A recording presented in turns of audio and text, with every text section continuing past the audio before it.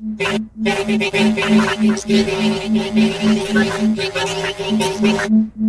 right, Chris and Mark, hello.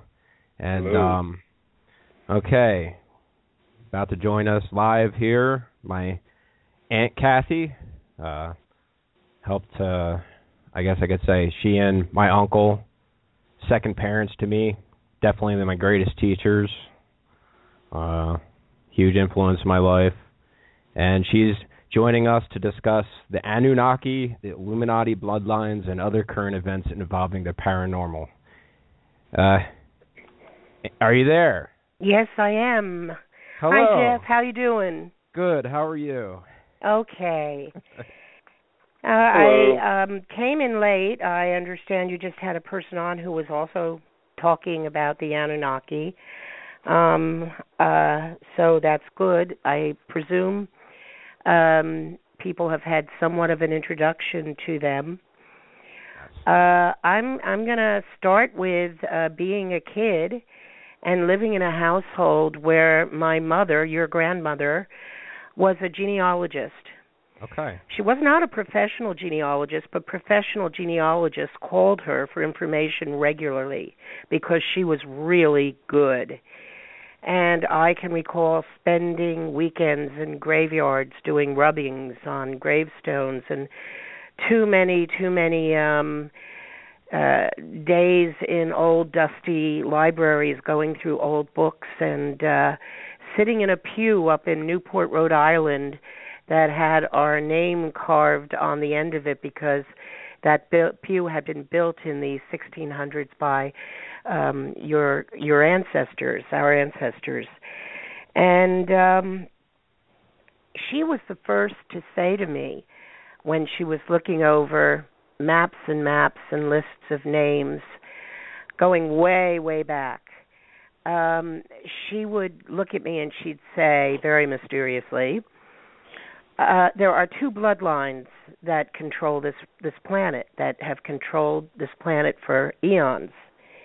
And I, being a kid, and you always think your mother's crazy, and she was somewhat, but she was right on this. And it wasn't until the 70s when I read a book, Bayesian Lay, etc., called Holy Blood, Holy Grail. And it started as an interesting mystery about a priest in southern France who was apparently hiding some very important information. And Dan Brown based his book on this book, although he denies that. But it's obvious. He lifted the information from it, at least to me. Anyway, I read through that book and I said, oh my goodness, they're talking about one bloodline pretty much controlling history. Either they're wrong or my mother's wrong, but they're both moving along the same route. And later on, over the next several years, other writers came out, and it was obvious there had been splits in the bloodline in various places, in various ways, but it had pretty much stayed together. Now, they talk about the Grail family, the family that is the family that descends from Jesus. The fact is, if the story of Jesus is true, and I say if simply because we have these historical things, but we're not sitting there now and looking at him right here and now, and so we have to go by the paperwork, etc. But if that's true, then probably 20% of the population descends from these bloodlines. I mean, the Merovingians had big families, and while for a while they thought they had been killed off, it turned out they hadn't, and they multiplied. And they multiplied through the royal families of Europe, all of whom had big families. And so there are a lot of people in these bloodlines. It's not like it's anything, rare or super special. But the bloodlines that seem to control the world seem to have come down through the ages from from Baghdad, from the Sumerian Babylonian past. And they appear to be bloodlines that were created by the Anunnaki. I don't know how much your previous speaker said, but for those of you who haven't read Sitchin, Zecharia Sitchin, Sitchin, he wrote about 15, 16, 17 books. The two I would most recommend were his first book, The 12th Planet, which explains Nibiru and the Anunnaki, and one of his later books called The End of Days or The End Days. And there's a reason for that, because in that book he mentions the death of Marduk. I'll get back to that in a little bit. The Anunnaki, you go into the Bible for this because there are cross-references to the work that Sitchin translated and the Bible. And the Anunnaki apparently mixed with the women on earth. In the Bible it says the sons of God saw the daughters of man and shook them and liked them, and that was that. And the ones that didn't die in the process, because the Anunnaki were allegedly rather large, very tall beings, they produced offspring that were hybrids. When the Anunnaki left, because their planet passes the Earth every 3,600 approximately years, and so they're here for a period while it's close by, and then they take off again.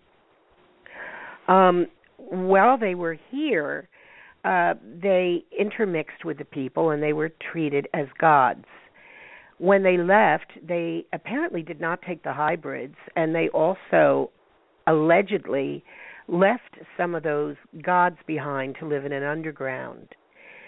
The development of humans was basically put into effect in order to provide these gods with the necessities and the niceties of life, and in return they upgraded the human animal, they upgraded our DNA and downgraded our lifespan, and taught humans a great many things about agriculture, etc., which also enhanced their lives, and used humans to mine gold and valuables for them. And they brought with them not only their gods, like Moloch, who was represented by an owl, and who the humans would, Moloch always had a fire pit in front of him, this monstrous stone owl, and humans were advised to throw their children into those fires to bring, great harvest, etc. There was a great deal of bloodletting by the Anunnaki, and allegedly, since they were mostly reptilian, they enjoyed a tasty barbecue or two of human flesh, and or 2,000. Anyway, in the Bible, you have Abraham, who was born in Ur, which was the major city at that time. You have Abraham saying, "Do not throw your children into the fires of Moloch." And Abraham, of course, later follows one God. And we have this switchover. Now, the story of how the Anunnaki kind of created our modern civilization, in effect, goes into two brothers, the two princes of Nibiru, who were sent down here, and two stand out, and they, of course, were Enki and Enlil, for those who do not know that. And Enlil was kind of a lousy guy. He was basically a prick, and he was down here to get what he could get, and he really looked down on the human animal. And then there was Enki, and Enki wanted to upgrade humanity and see what would happen. He was the intellectual. He was the one who felt that it would be very interesting to watch humanity develop. And the two of them got into fights over this. The Anunnaki were very warlike, and probably 15 or 20 of them were treated as gods by the humans. Enlil wanted to be the only god, and I believe that Enlil is Jehovah Yahweh of the Old Testament. There is also reference to the Lord. If you read the Old Testament, which I advise people to do, And those of you who are raised in traditional religions will probably be shocked by a lot that's in there. But you find that Yahweh, Jehovah, is nasty. He's really psychopathic, whereas the Lord is very kindly. And they are referred to as one, but I think that may have been the two brothers. The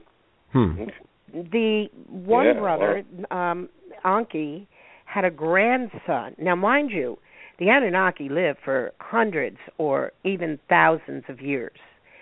So they're very long-lived, and their grandchildren are practically, the same age of them.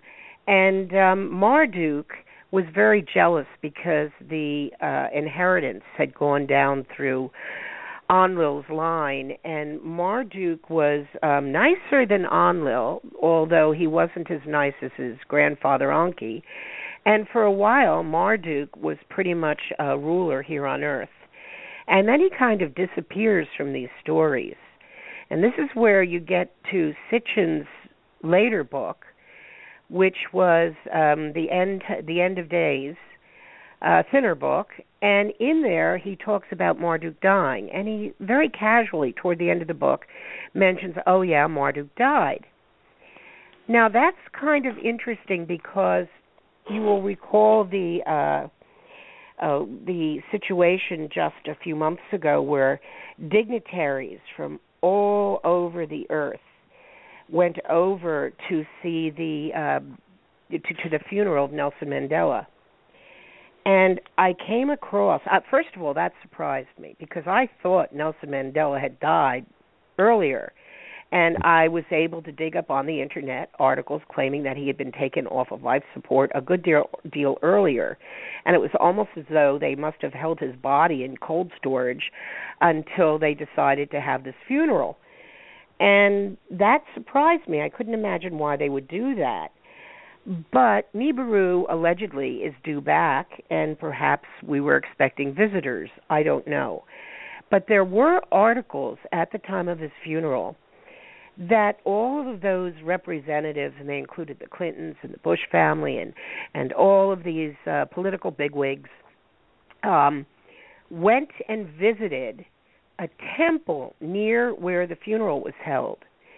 And I saw pictures of the temple on TV, and I thought, whoa, the carvings on that look like they're from Babylon or Sumeria. They look ancient. This does not look like a more modern temple. And they didn't say what was done there, but rumor has it that they were meeting with Marduk and discussing what should happen on this planet. I don't know, but I read that in a lot of different places, and I think it would be interesting to find out.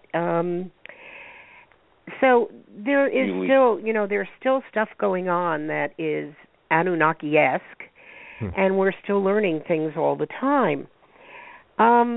These Anunnaki apparently created many of our religions, and religions were created to keep people apart, keep them fighting, and they basically influenced the way people thought. Now, this is where we get into what is existence.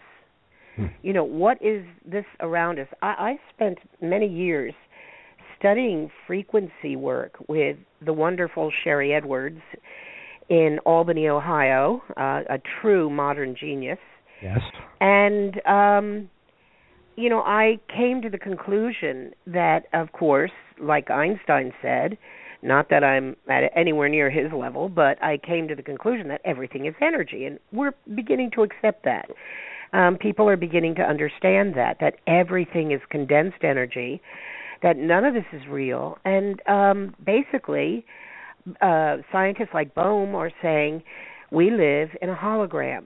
This is just a hologram, and we have placed with our minds this overlay of what we refer to as reality, and it's really nothing. There's really nothing here but what's going on in our heads. And we have kind of a consensus reality. We've created if you've got 100 people in a room, and 80 of them are saying, oh, it's going to rain today, and 20 are saying, no, it's going to be sunny, it's probably going to rain, because 80 are affecting the energies in that way. If, on the other hand, the 80 are saying, oh, it's going to rain, and then forget about it, and the 20 are really, really determined it's going to be sunny, it's probably going to be sunny. And it all depends on the energies, because everything is energy. And, of course, energy is seen as light and heard as sound and defined by frequency. And we have kind of like, we've developed on this planet a kind of hive mind, a consensus reality, where we're creating all this as we go.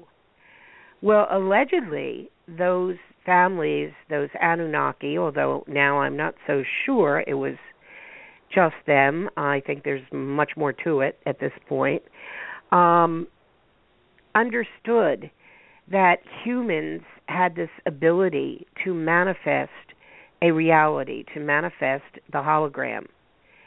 And so those at the top, be they Anunnaki or others, and we'll get into that, decided that the best way to make things good for them would be to influence the way we think. And so they put out information and they put out ideas in order to get people thinking certain ways to create the reality that best benefits them, not necessarily us, but benefits them. And that is what we're living in today. We're living in a reality that doesn't necessarily benefit all of us, but it certainly benefits those at the top. Now, if you saw the movie The Truman Show, you see this person who's been living this totally fake life and accepting everything around him as reality. And finally, when he's given the choice, when he wakes up and says, oh my goodness, none of this is real, reality is out there, he has the choice of either remaining in that perfect world where everything is nicely set up and presented to him, or he can go off and find out for himself what's real out there. And he chooses to leave this little reality that has been created. I remember seeing that movie, oh God, it was over a decade ago, out in Ohio. I was out there for a class, and Ralph was with me. And we went to a local theater because it was opening that night, and there weren't a lot of people there. And Ralph is very impatient. When a movie ends, he doesn't wait for the credits. We got to jump up and leave so that he doesn't have to be in a line getting out. He's just too impatient. Well, when that movie ended, we were sitting there sobbing. And when the lights came up and they were sweeping out the theater, we were still sitting there sobbing because it was so refreshing. An ending. It was so wonderful an ending that, that this character stood up and said, no, freedom, the right to my own creativity is more important to me than simple comfort. And it's a beautiful movie. If you haven't seen it, do see it. Where are we going to go with this? The powers that be that are still in charge leave hints of everything they're doing. I mean, there are really very few secrets. They leave things out because apparently that's part of the contract. They have to do that. They don't have to tell us everything, but they have to leave enough evidence of what they're doing that we can catch on so that we have the ability to defend ourselves, which we generally don't do because of the hive mind. But for instance, when George W. went into the Middle East, his father had gone in the name of his campaign was Desert Storm. And when his son went in, the name of his campaign was Shock and Awe. And I turned to Ralph and I said, shock and awe? You can't even say that without your tongue rolling in a funny way. That's not how they name campaigns. They name them something easy to pronounce very quickly, something marketable. Shock and awe. Where did that come from? And we did a little research and came across Shekinah, which was an old term. I believe it came from the Hebrew, which meant gateway, portal of the gods. Wow. And here they were. Where was the first place the United States military centered itself when it got over there in Iraq? It was Ur. You are considered one of the oldest cities on the planet, the centerpiece of Anunnaki activity, and it was being dug out by German archaeologists for several years under Hussein, and they were coming across whole new libraries of information. They allegedly had found a 16,000 tablet library about a year before the U.S. went in, and I don't know what happened to that library. It's probably hidden away someplace, but it would be very interesting to see what it says. A lot of this would rewrite our history, and the powers that be don't want that. You'll note that the powers that be intermarry with themselves. They keep that bloodline at a certain level. They have their kids go to the same schools. These are the people at the top, because as I said before, there are so many people part of that bloodline that have no power, that are just average people like us. They have no power anywhere, no control over the government, etc. But these people who have stayed at the top and kept the secrets and maintained their bloodlines are very careful about how they're exposed and who knows what. And they have been in control of everything, and they have used information that has been handed down over the millennia to their advantage. Are the people on this planet going to wake up and say, hey, it's time we do something about this? Well, it gets a little more complicated. There's another book called The Gods of Eden. It's by William Bramley. And in that, he talks about the Brotherhood of the Snake. It's early in the book. He's talking again about the Anunnaki. And we know today that the powers that be up there at the top, many, many of these people are what we would call Satanists. And they have created this Satan character. And they are into bloodletting, and this is believed to give them power. And they are into things that would shock the average person. And many of these upper elite families are part of this.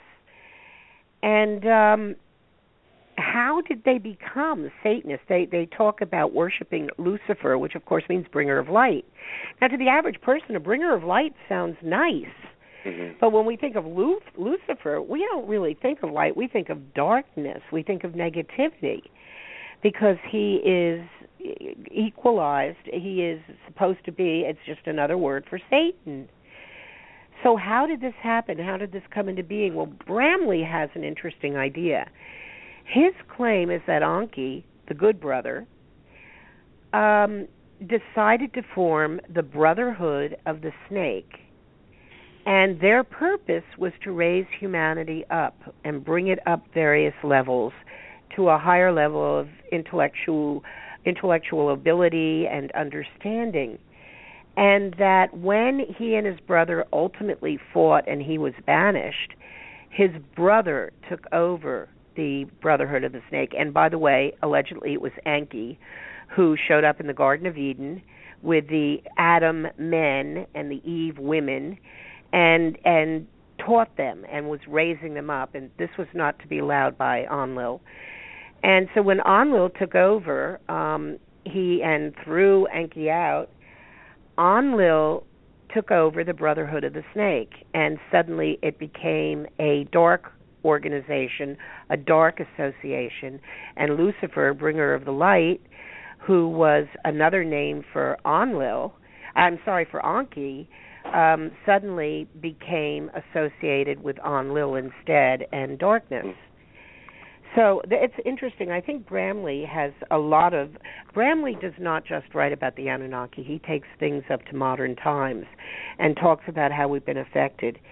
There are other groups that appear to be affecting us. There are the Archons, who are allegedly from another dimension, and they're spirit beings who come in here and cause trouble and get people fighting and often take over bodies.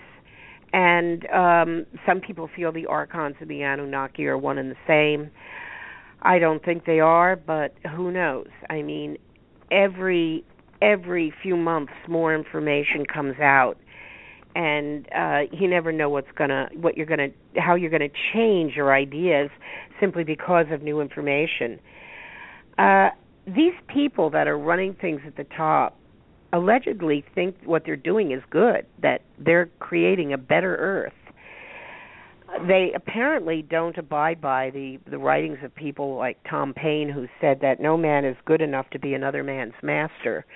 They believe that they are superior and have the right to run the Earth to their own ends. And now we are seeing what they have always referred to as the Great Culling, wherein they're trying to decrease the population severely so that 80-90% of the people on this planet are killed or finished off, so that they have a nice situation where they're living off the work of 10 to 20 or to maybe 30% of the people on the planet who are easily controlled and don't require anything from them.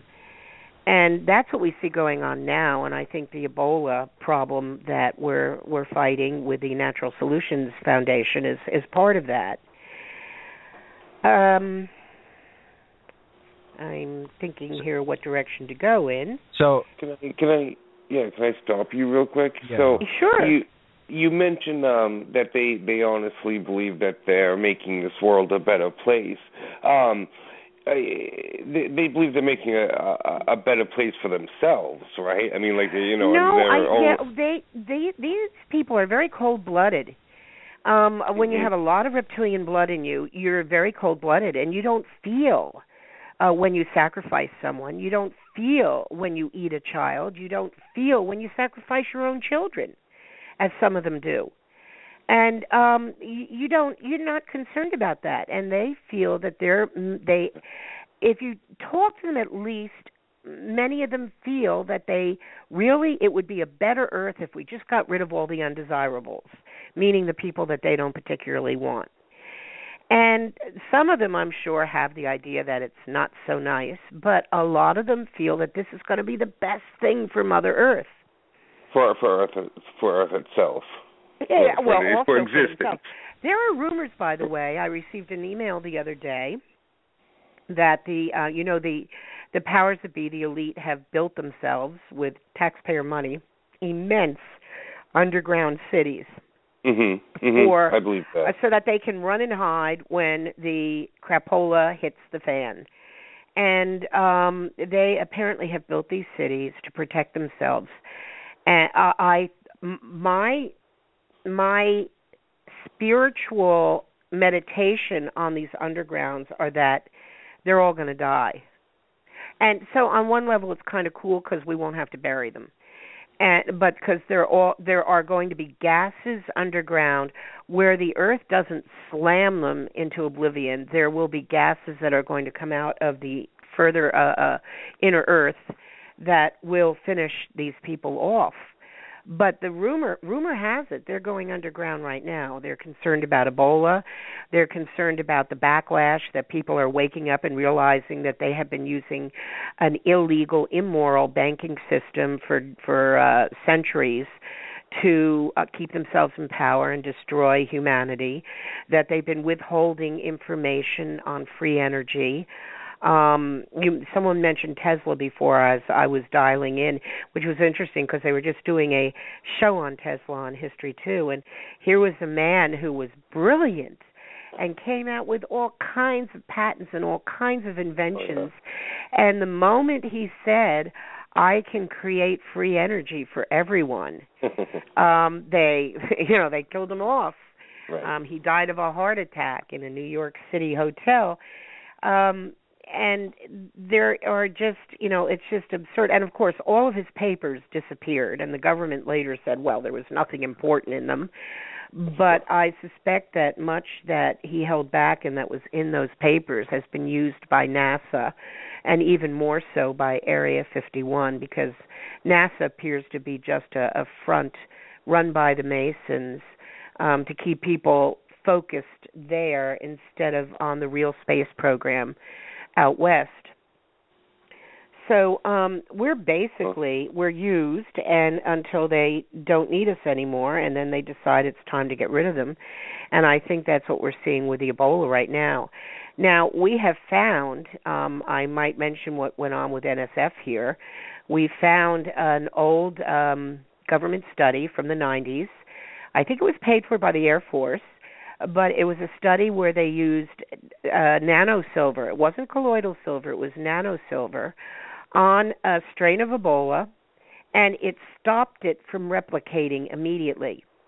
And we said, oh, my goodness. And it was Dr. Rima Labo who discovered this, who came across this, and her husband, retired Major General Bert Stubblebine, who was a dear man, an anti-war general. And they came across this and said, oh, my God, we have to get this out to the world because people are dying over in Africa. And she immediately contacted a company in Texas, along with Ralph, my husband, and they got hold of this company in Texas that already makes a very good brand of nano silver, and they got them to make this silver precisely to like the silver that the government used. In the meantime, we got a letter back from the government under Freedom of Information admitting that, yes, indeed, that study had taken place exactly as described, and the results were as described. So here we have proof, and yet you turn on the news and you don't hear, wow, there's a possibility that nano silver will stop this problem. Instead, you hear there are no cures, there's nothing that you can do, et cetera, et cetera. So we immediately sent at Natural Solutions' own expense, and Natural Solutions does not have a lot of money, but we sent hundreds of bottles over to Liberia and Sierra Leone. And, boy, let me tell you, it's been hard getting there. The ones from Sierra Leone have come back and forth 2 or 3 times, and we're finally getting them over there, and they're finally going to be able to use them on people, and we'll see what happens. But here again, I got to get back to Sherry, because Sherry has made some very interesting discoveries in the last week. She was doing a public class. Sherry does, from Sound Health Inc., besides her professional level people who study the use of frequency on people, we can't use certain words in the alternative movement, in the alternative health movement. So I will say, in order to restore them to their former healthy beings, Sherry uses sound frequency, analog sound frequency. And she is very, very brilliant. She has created a massive 3-dimensional monstrosity of a map of frequencies, which of course define energies.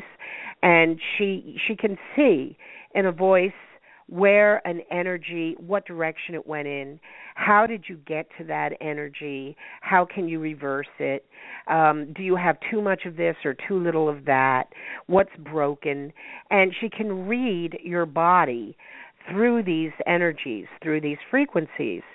Well, she was doing a class, and it was in something unrelated. It was in one of her simpler programs that the public can have. And she took a voice print from a woman in New Jersey, not me, but a woman in New Jersey, and she also took a voice print from a man in California. And she was shocked when she compared them, when she looked at them, because they were almost identical. The voice prints were very similar, and that shouldn't have been. And to top things off, there was a high in both of them. that related to Ebola. And these were people who weren't around anyone, as far as they knew, who had Ebola. And my immediate thought was, what are they dumping on us in those chemtrails? Further, yesterday, she took voice prints from various politicians talking about the Ebola situation. And what did she find in their voice prints? Very high frequency of nanosilver. So while they are not informing the people in this country that nanosilver may indeed solve the problem, or her frequencies may indeed solve the problem, because Sherry has analyzed this and put it in a waveform that we believe will deal with the problem also. In spite of that, they're not saying a word, but it appears that they're using the stuff because it's up there in their voice prints. So we live in this, hypocritical world where we're all used, and but on the other hand, it's also a world where we can change things with our thoughts, our emotions, and our minds, because it is a hologram. And we get lost in it. We get lost in it in the day-to-day survival, and we forget that how powerful we are as humans. And we don't focus on that positivity. You have to be feeling good to create something wonderful and positive. So the key, as Abraham, in the Esther Hicks, who is channeled by Esther Hicks, says you've got to stay positive. You've got to feel good in order to manifest that which is good. And since most people don't believe they're powerful, they believe that that Jesus, that Allah, that Buddha, that these beings are powerful, and we're not.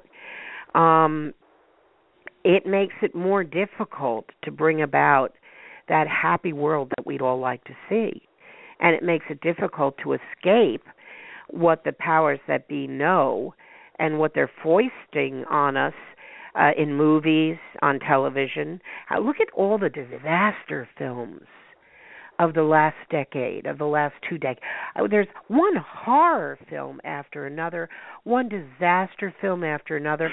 Part of this is them telling us what's planned, and part of this is us getting us to help create it. And, I go back to Edgar Casey and the things he said, and I think, oh, boy, if we knew then what we know now, maybe we could reverse all that. Can we? I don't know. It's going to be, unless you can turn things around, unless you can turn people's thinking around, we're going to go through some crazy times. Now, Alex Collier is a wonderful man. He is a contactee with the Andromedans, and the Andromedans are a very peaceful, loving alien group who happen to love humans, and they have been helping us. They can only do so much, although I have a feeling like they're going to have to come in big time because we're fighting odds that are just so difficult. And he talks about the possibility of us having to experience the book of Revelations, because there are so many Christians on this planet expecting Revelations to happen. And if you read Revelations, it's not a happy book. It's, pretty scary. It's what goes on is not pleasant, and we're beginning to see it happen. Where in Revelations it talks about the oceans being poisoned, and we see the Pacific Ocean has been poisoned with radiation.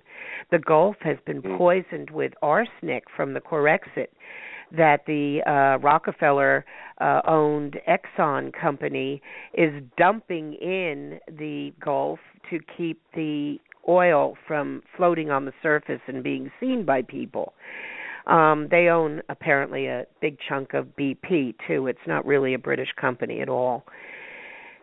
So we see all this stuff going on in these families doing their best to maintain their power, but people are waking up and saying, this just isn't fair. This could be a beautiful planet for everyone. I am not espousing socialism because, again, I believe that no man is good enough to be another man's master. I believe the first real true, there were little socialist organizations in this country right from colonial times. Most of them failed. They all failed. The only successful socialism in this country in the last several hundred years has been slavery in the South, which is basically a socialist system whereby somebody owns things, including people, and while these people work very hard, the money, the wealth that is produced by their effort gets spent by somebody who oversees them and, quote, knows better than they do how to spend it. And so basically, if you're a socialist, you have to espouse slavery because that was the first really successful socialist system. I do wish we could have a return to freedom so people could wake up and learn to take care of themselves. It's going to be very difficult in this country because people are so stuck in this fake reality and they become such a part of it, and so many are dependent on it. They are not free thinkers. They're not independent people. And so the direction we're going to go in is very up in the air. We could wind up seeing a revolution and go in the direction of freedom. I'd hate to see it done as a revolution. I'd rather see people wake up and say, that's it, I'm not participating in your game anymore. Last night I came across a couple of websites that are quite excellent on this, which included videos, which talk about these early beings that control our destiny or have controlled our destiny thus far. And, of course, they're not blaming it on the Anunnaki. They see the Anunnaki as being part of that, as being part of this earlier creation. And that's certainly very possible. In fact, it's likely. But it still is an elite control group controlling everybody's thoughts to their end and to their benefit, which blocks creativity. It stops the direction of the flow of new ideas and new things. I'm a political libertarian, and libertarians don't like to see the government get involved in anything because the government always screws everything up. I don't think you can think of anything they've done that's been good. Your socialists will throw crap at you, but what they don't realize, like, well, they built the roads. No, they didn't. They hire companies to build the roads. I don't know a single politician who can build a road. They hire companies that know how to build roads, and they usually pay them 2 and 3 times what the company would normally charge to build the road because they can get away with it because it's government and they're not responsible. And the fact is, if we didn't have such an ingrained road system set up by the powers that be, if we hadn't had this massive road system, by now we probably would have developed 2 or 3 different means of transportation.